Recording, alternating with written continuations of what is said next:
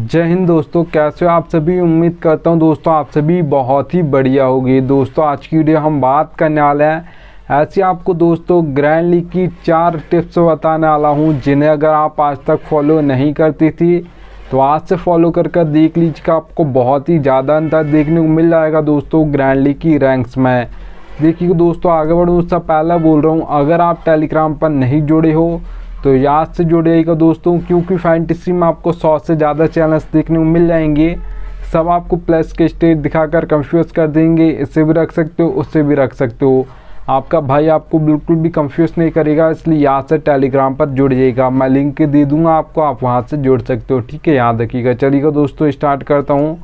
तो सबसे पहले नंबर की दोस्तों आप टिप देख पा रहोगे प्लेयर्स फॉर्म। प्लेयर्स फॉर्म दोस्तों बहुत इंपॉर्टेंट होता है किसी प्लेयर के लिए, चाहे वो आपका बैट्समैन हो, चाहे वो आपका ऑलराउंडर हो, चाहे वो आपका बॉलर हो। अगर फॉर्म चल रहा हो किसी प्लेयर का तो वो फॉर्म चल रहा है तो ज़्यादातर मैचेस में परफॉर्मेंस करके दे देगा, और फॉर्म अगर नहीं चल रहा है तो ज़्यादातर मैचेस में वही प्लेयर फ्लॉप हो जाएगा। ठीक है, याद रखिएगा, चाहे वो बड़ा प्लेयर हो या छोटा प्लेयर हो। और याद रखिएगा दोस्तों, किसी प्लेयर का आपका फॉर्म देखना है तो उसके लास्ट 5 मैच देख लीजिएगा, आपको पता चल जाएगा प्लेयर फॉर्म में है या नहीं है। अगर प्लेयर फॉर्म में होगा तो ज़्यादातर मैच में परफॉर्म कर रहा होगा, 2 से 3 मैच में पक्का परफॉर्म किया होगा।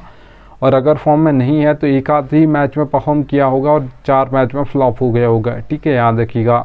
अब देखिए दोस्तों, प्लेयर्स फॉर्म का मैं आपको एग्जाम्पल बता देता हूँ। आप सभी को पता होगा दोस्तों, विराट कोहली का IPL 2022 उठाकर देख लीजिएगा, ज़्यादातर मैचेस में फ्लॉप हो गए थे। IPL 2023 उठाकर देखोगी तो ज़्यादातर मैचेस में परफॉर्मेंस दिया था। तो दोस्तों प्लेयर तो वही है, जैसे ही फॉर्म आया तो परफॉर्मेंस करने लगा, जैसे ही फॉर्म नहीं चल रहा था तो ज़्यादातर मैचेस में फ्लॉप हो रहा था, वही का वही क्रिकेटर। ठीक है, याद रखिएगा। अब मैं यहाँ पर और एग्जाम्पल बता देता हूँ। आप सभी को पता होगा दोस्तों, साउथ अफ्रीका लीग का 2024 में जो हुई थी अभी, ठीक है, वहाँ पर आप देख लीजिएगा क्विंटन डिकॉक के सभी मैचेस आप उठा कर देखिएगा, ज़्यादातर मैच में वो फ्लॉप हो गए। बहुत ही कम मैच, मतलब 1-2 मैच में उन्होंने परफॉर्मेंस दिया है, वो भी थोड़ा बहुत। तो प्लेयर तो वो बहुत ही बड़ा है, ठीक है, और अच्छे खासे रन्स भी मारता है, तेज भी खेलता है। पर इस साउथ अफ्रीका लीग में 2024 में उसका बिल्कुल भी फॉर्म नहीं चल रहा है, इसलिए ज़्यादातर मैच में वो फ्लॉप हो गया था। तो याद रखिए दोस्तों, कितना ग्रेटेस्ट प्लेयर हो, अगर फॉर्म चल रहा है तो परफॉर्मेंस करके देगा, अगर फॉर्म नहीं चल रहा है तो ज़्यादातर मैचेस में फ्लॉप हो जाएगा। ठीक है, याद रखना। अब देखिए दोस्तों, आगे बढ़ूँ उससे पहले बोल रहा हूँ, सबसे बेस्ट एप्लीकेशन दोस्तों जानना चाहते फैंटेसी की, तो विजन 11 सबसे बेस्ट एप्लीकेशन है। यहाँ पर खेलोगी तो क्या फ़ायदा होगा वो बता देता हूँ। देखिए दोस्तों, ड्रीम 11 पर वही कॉन्टेस्ट आपको देखने को मिलेगा, 5,750 रुपये में, प्राइस पोल 10,000 है।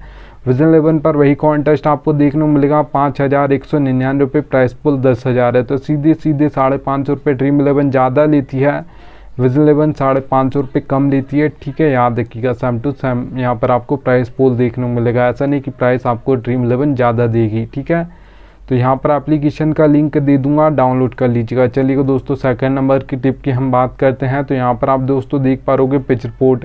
पिच रिपोर्ट आपकी दोस्तों इंपॉर्टेंट होती है T20 और ODI मैचेस के लिए सबसे ज़्यादा, क्योंकि दोस्तों यहाँ पर कोई भी कैप्टन टॉस जीतता है तो 90% ऐसा चांस होता है कि वो बॉल फर्स्ट करेगा, जबकि टेस्ट मैच में ऐसा नहीं होता, वहाँ पर 50-50 चांस होता है। वो पिच के अकॉर्डिंग बैट फर्स्ट भी कर सकता है, बॉल फर्स्ट भी कर सकता है। ठीक है, याद रखिएगा। जबकि यहाँ पर ODI और T20 में बॉल ही फर्स्ट करता है, बहुत कम चांस होगा वो बैट फर्स्ट कर ले। आपको 3 टाइप्स की यहाँ पर पिच देखने को मिल जाएगी दोस्तों, बैटिंग फ्रेंडली, बैलेंस, बॉलिंग। अब नाम से ही समझ आ रहा है बैटिंग फ्रेंडली पिच है, मतलब आपके बैट्समैन परफॉर्म करने वाले हैं, अच्छा खासा स्कोर बोर्ड आपको देखने को मिलेगा। अगर यहाँ पर मैं बात करूँ दोस्तों, T20 में जो बैटिंग फ्रेंडली पिचेस पर स्कोर बोर्ड देखा जाता है वो देखा जाता है दोस्तों 170 से प्लस आपको ज़्यादातर देखने को मिलेगा। ज़्यादातर ये 180 भी हो सकता है, 190 भी हो सकता है, 200 प्लस भी जा सकता है, याद रखिएगा दोस्तों। अब यहाँ पर दोस्तों हम बैलेंस पिच की बात करते हैं। तो बैलेंस पिचेस पर दोस्तों जो ज़्यादातर परफॉर्मेंस करते हैं आपके ऑलराउंडर्स करते हैं, क्योंकि 4 नंबर, 5 नंबर, 6 नंबर ये बैटिंग ऑर्डर ज़्यादातर ऑलराउंडर्स का होता है। और जो बैलेंस पिच होती है वहाँ पर 1 से 2 विकेट जल्दी गिर जाते हैं, तो इनकी बैटिंग जल्दी आएगी, मतलब 4 नंबर, 5 नंबर, 6 नंबर की। तो ये आपको फैंटेसी पॉइंट 2 तरीके से देते हैं, एक आपके बैटिंग करके देते हैं, एक आपके यहाँ पर विकेट लेकर देते हैं, मतलब बॉलिंग से देते हैं। तो ये 2 तरीके से आपको फैंटेसी पॉइंट देते हैं, इसलिए ज़्यादातर ये परफॉर्म करते हैं ऑलराउंडर्स। अगर दोस्तों यहाँ पर मैं बात करता हूँ बैलेंस पिच की T20 में स्कोर बोर्ड की, तो याद रखिएगा 150 से लेकर 170 के बीच में आपको ज़्यादा देखने को मिलेगा।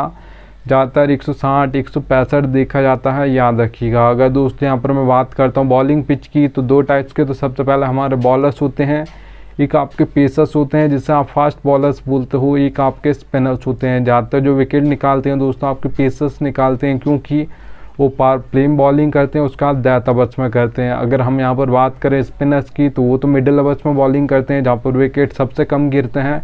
वहाँ पर खुद सा विकेट लेना होगा, वहाँ पर हर बॉल पर वो बल्ला नहीं चलाएगा आपका कोई भी बैट्समैन, ठीक है। जबकि पावर प्ले और डेथ ओवर्स में हर बॉल पर बल्ला चलाना होता है, ठीक है, क्योंकि वहाँ पर आपको यूज़ करना पावर प्ले का, और डेथ में तो सेट होने का बिल्कुल टाइम नहीं होता।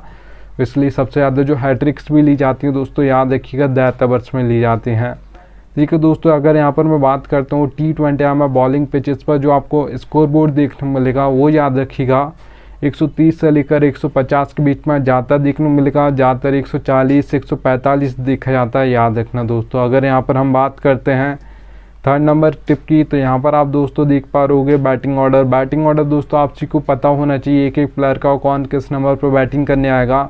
देखिए दोस्तों फैंटेसी में ये आपको कोई नहीं बताएगा बैटिंग ऑर्डर कौन किस नंबर पर बैटिंग करने आएगा। और आपका भाई ये तो चलो मैं मान भी लेता हूँ, आप लाइनअप से ही पता कर लोगे फैंटेसी में कि कौन किस नंबर पर बैटिंग करने आएगा, पर ये आप कहीं से पता नहीं कर सकते हो कौन कहाँ पर बॉलिंग करेगा, कौन सा बॉलर पावर प्ले में करेगा, कौन सा मिडिल ओवर्स में करेगा, कौन सा बॉलर डेथ ओवर्स में करेगा। आपका भाई आपको एक एक प्लेयर का बताता है, इसलिए यहाँ से टेलीग्राम पर जुड़ जाएगा।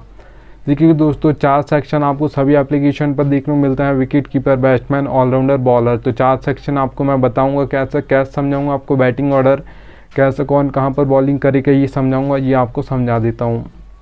सबसे पहला आप दोस्तों देख पा रहोगे रोहित शर्मा है, उनके सामने 2 नंबर लिखा है, विराट कोहली के सामने 3 नंबर लिखा है, हार्दिक पांड्या के सामने 5 नंबर लिखा है। तो ये दोस्तों नंबर से आपको बैटिंग ऑर्डर समझा दूंगा। बॉलिंग कहाँ पर करेंगे, अगर हार्दिक पांड्या बॉलिंग भी करने वाले क्योंकि ऑलराउंडर हैं, तो अगर दोस्तों 5th ऑप्शन है बॉलिंग का, तो याद रखिएगा दोस्तों फिर मतलब वो 4 ओवर डालेंगे, तो फिर याद रखिएगा पावर प्ले में 2 ओवर डालेंगे, मतलब ओपनिंग ओवर में 2 ओवर डालेंगे, मिडिल में 2 ओवर डालेंगे। हार्दिक पांड्या डेथ में बॉलिंग नहीं करते हैं, याद रखिएगा।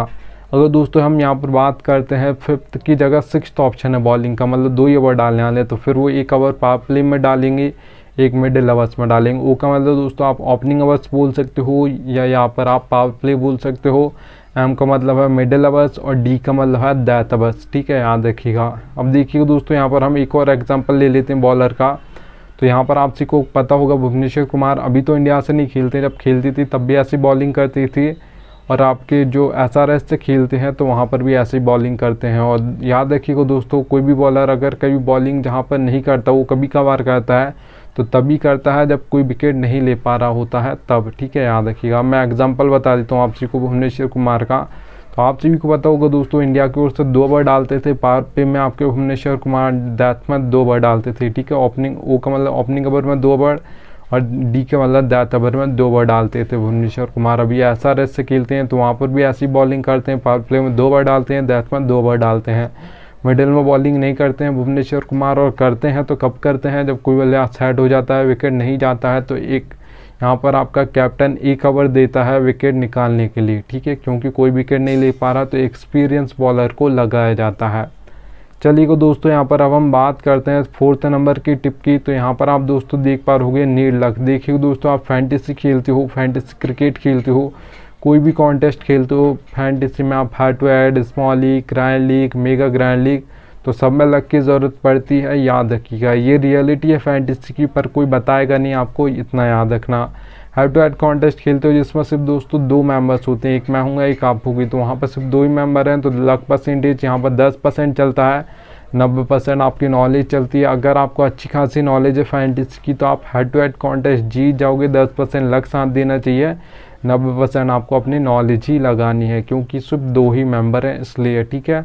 अब देखिए दोस्तों यहाँ पर अब स्मॉल लीग की हम बात करते हैं, जिसमें मेंबर्स बढ़ जाते हैं। 3 से 4 मेंबर कॉन्टेस्ट को आप स्मॉल लीग बोलते हो ज़्यादातर, ठीक है, और भी होते हैं पर ज़्यादातर 3 से 4 मेंबर होते हैं, ठीक है। अब मेंबर्स बढ़ गए हैं तो लक परसेंटेज आपका 10 से 20% हो जाएगा। 80% यहाँ पर भी नॉलेज चलेगी आपकी।